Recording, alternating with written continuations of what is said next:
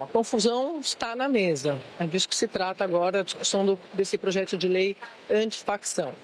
É uma crise que foi contratada quando o presidente da Câmara, Hugo Mota, escolhe o Guilherme Derrite, o deputado que era secretário de Segurança Pública do Estado de São Paulo, para relatar o projeto. Crise contratada de Mota com o governo, só para deixar claro, só para sublinhar aqui o que eu estou dizendo. O Palácio do Planalto, como eu contei aqui ontem, não gostou nada disso, do Derrite ter sido escolhido. O presidente Lula, como o Valdo antecipou, conversou com o Mota no final de semana, reclamou dessa escolha. O Mota, em conversa comigo, disse que quem escolhe o relator é o presidente da casa. Só que são duas reclamações. Uma, a escolha do Derrite, a segunda, o conteúdo desse texto. O governo, quando começou a entender a base governista, do que se tratava o texto, começou a reclamar e dizer que o texto colocava limites na atuação da Polícia Federal nas investigações, sendo que a atribuição da PF está na Constituição e ela é um órgão autônomo. Então, eles estavam dizendo que a PF só poderia agir em casos específicos mediante pedido do governador de um estado, por exemplo. Só para dar um exemplo, daqui a pouco a gente vai mostrar os pontos aqui para vocês. Quero primeiro trazer o bastidor político. Aí, muita confusão ontem, a base do governo reclamando. O Derrite foi conversar com autoridades, foi conversar com o Hugo Mota e também com gente do governo.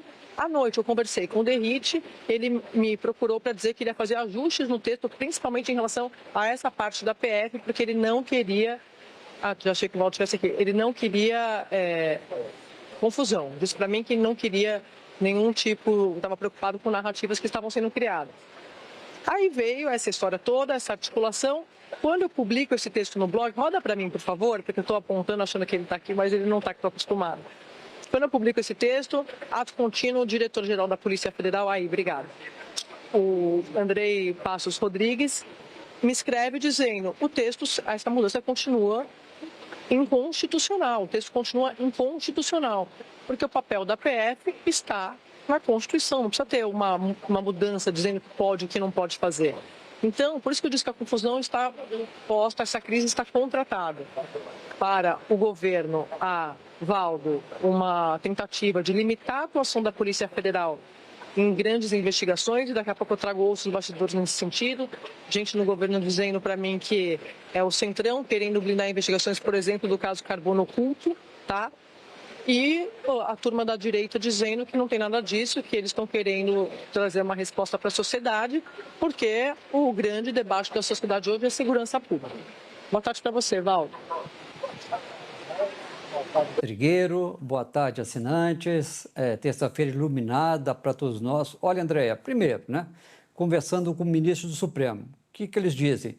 Que o texto do deputado Guilherme Derrite, secretário licenciado da Segurança Pública de São Paulo, está eivado de inconstitucionalidades. Primeiro, que eles apontam o caso de você limitar o trabalho da Polícia Federal. E eles já leram, inclusive, a segunda versão do relatório do Derrite e eles até me provocaram na linha. Então, quer dizer que a partir de agora, a PF, se for fazer uma investigação autônoma que atinge um Estado, a PF tem de avisar aquele Estado com antecedência.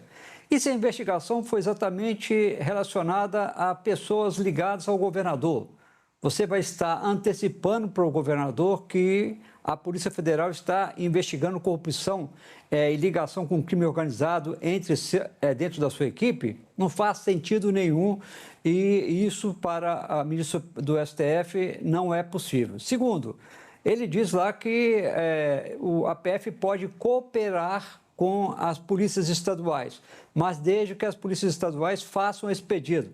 De novo, inconstitucional na avaliação de ministros do Supremo, porque no artigo 144 da Constituição já está prevista a autonomia não só da Polícia Federal, mas também do Ministério Público para fazer esse tipo de investigação. Eles recordam, inclusive, que recentemente o STF determinou que a Polícia Federal abrisse um inquérito, não é nem mais investigação, um inquérito para investigar o crime organizado no Rio. Neste caso, a PF está atuando como polícia judiciária, por determinação do Supremo. Isso ficaria proibido a partir de agora? Ou seja, é inconstitucional. A questão de você fazer as mudanças na lei antiterrorismo. Aí é muito mais técnico, mais complicado, mas eles também dizem que é inconstitucional porque você vai fazer uma confusão de conceitos, levando e abrindo brecha para contestações na justiça, o que, na visão deles, é uma tentativa de permitir que o crime organizado lá na frente derrube investigações e inquéritos que sejam promovidos pela PF. Estão chegando, olha, já estão preparando o terreno lá para frente. Sabe aquelas manobras judiciais que são feitas para anular investigações? É o caminho, né? Então, o Supremo já está entendendo que esse projeto, se for aprovado como está, cai no Supremo Tribunal Federal. Dentro da Câmara dos Deputados, eu conversei hoje mais cedo com o deputado Hugo Mota, presidente da Câmara, e pelo que eu entendi, ele já começou a perceber que a forma como o Derrite tratou a PF no relatório dele é ilegal, é inconstitucional, e hoje, inclusive, quando chegou na Câmara e também para Camila Bonfim, ele disse que não vai permitir que o relatório venha a ferir a autonomia da PF, do Ministério Público em investigações do crime organizado. Então, está mudando ali, não mudando de posição, mas está pelo menos vendo, olha, do jeito que está, o relatório do Derrite está errado. Além disso, outros juristas, por exemplo, como o Gustavo Sampaio, o especialista Walter Mairovich e também o Renato Stanziola Vieira, que esse foi ouvido pelo nosso Léo Arcoverde, eles apontam várias outras irregularidades no texto de Derrite. Por exemplo, ele aplica uma mesma pena para crimes diferentes. Olha, isso até para quem está querendo fazer um ataque ao crime organizado pode parecer até perfeito, mas à luz da nossa legislação isso é proibido. Você não pode punir alguém com a mesma pena por crimes diferentes. Então, eles levantam essa questão. O fim da concessão do auxílio-reclusão. O Léo ouviu esse advogado, doutor em Direito pela USP, Renato Stanziola Vieira, ele aponta, olha, você não pode punir parentes de um condenado por algo que eles não cometeram. Quem cometeu o crime foi aquele ente da família. A família continua tendo direito ao auxílio-reclusão. Ou seja, André, muita gente aqui fazendo aquela pergunta, a quem interessa enfraquecer tanto a PF e o Ministério Público, se não dar espaço para o crime organizado e também para pessoas, inclusive do mundo político, que têm alianças com o crime organizado ou até com empresas que estão ali associadas a práticas criminosas, Andréia. Merval, quero te ouvir, porque essa pergunta que o Valdo faz aqui, eu sempre coloco aqui no programa, para todos os assuntos, né? Quem interessa? Me parece que o governo, que patinou muito para conseguir fazer embates nas redes sociais e trazer à tona essas grandes discussões, aí a gente cita a PEC da blindagem, outros temas, eles estão aprendendo o caminho das pedras, porque quando eles vêm a público dizer, isso aí que vocês estão discutindo, porque você fala projeto de lei antifacção, parece uma coisa que é feita para ninguém entender. Quando você detalha do que se trata de fato e traduz para as pessoas, você consegue trazer apoio para pelo menos que se faça um debate, que se adie a aprovação ou a análise de um tema como esse, porque senão fica parecendo que é para proteger só alguns e para prejudicar outros. Então, eu acho que isso já é uma mudança do governo do começo do ano para cá, que a gente tem visto, né, em outros impostos de renda, não só em segurança pública. Tem observado isso. Mas falando do projeto de lei de forma específica, me parece que eles, de fato, queriam colocar esse limite da atuação da Polícia Federal. Mas aí depois não dá para reclamar como eles fazem a Polícia Federal não atuar em casos específicos, como a gente viu na semana passada, retrasada, aí no Rio de Janeiro. Então, realmente, é uma crise que está posta, está contratada. Andréia, você falou da PEC da blindagem e é exatamente o que parece estar acontecendo. É uma tentativa de voltar à PEC da blindagem com outro texto, outro projeto de lei que, no fundo, vai evitar as investigações. Porque, na medida que você limita a Polícia Federal ou avisa aos governos que vai fazer uma apuração, é a mesma coisa da PEC da blindagem. Você, naquela proposta, também tinha que ser avisado ao Congresso que ia ser feita alguma investigação. Toda vez que você defende que a investigação tem que ser divulgada, você está impedindo que a investigação dê certo. Porque essas investigações delicadas e envolvendo políticos têm que ser sigilosas. Porque, senão, quem tem poder esvazia a operação.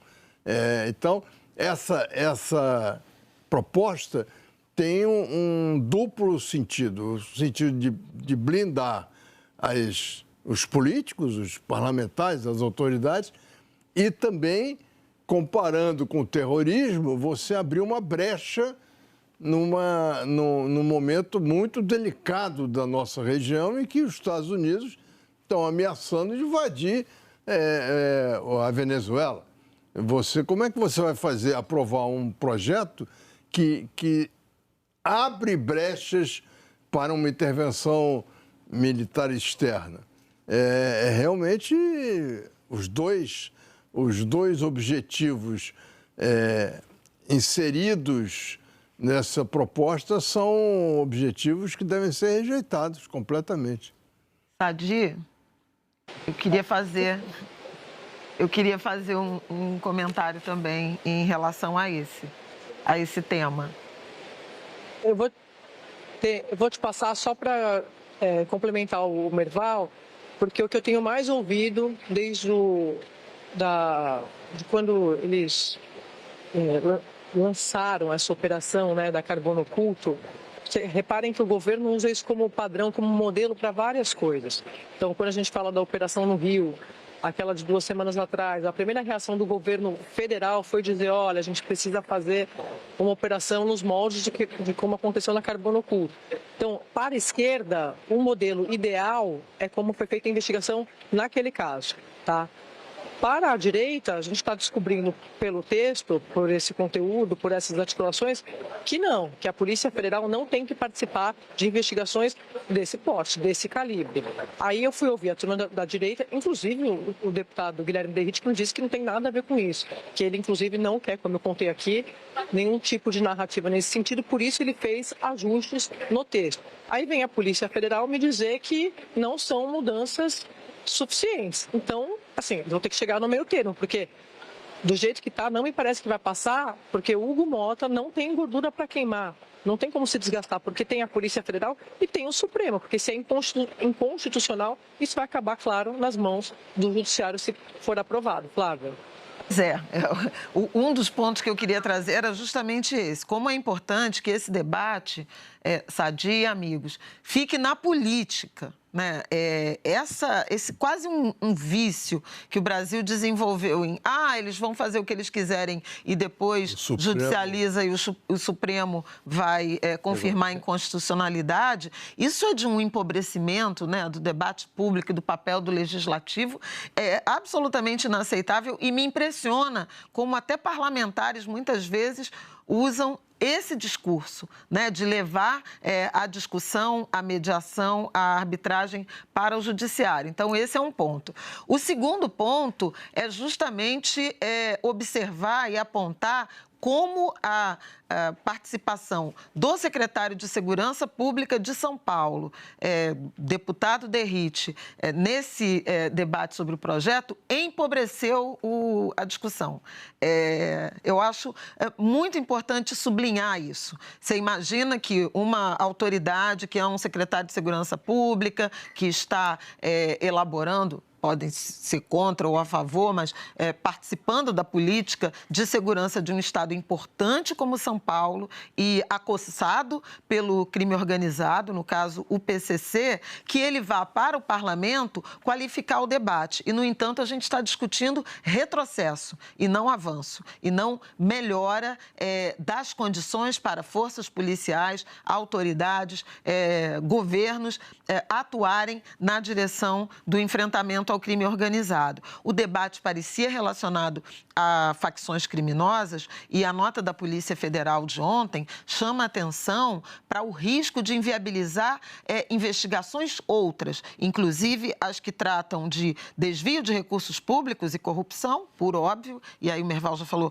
bastante sobre isso, mas tráfico de pessoas, outros crimes igualmente gravíssimos que não estão exatamente relacionados às facções como o PCC e o Comando Vermelho do Rio de Janeiro, mas que também seriam alcançadas por essa mudança proposta, e ainda que com recuo, mas ainda esvaziando a Polícia Federal. Então, cabe de novo a pergunta que vocês fizeram: a quem interessa, né? A quem interessa também perturbar investigações sobre tráfico de pessoas, sobre organizações do crime organizado a partir das drogas ilícitas, mas também entrada ilegal de armas de fogo e tudo mais. E, por fim, Sadi, eu queria chamar a atenção para a nota da Receita Federal. Ontem, 9h22 da noite, a Receita Federal soltou uma nota muito dura, atípica, que eu acho que também é um termômetro da gravidade do que o secretário de Segurança de São Paulo propôs.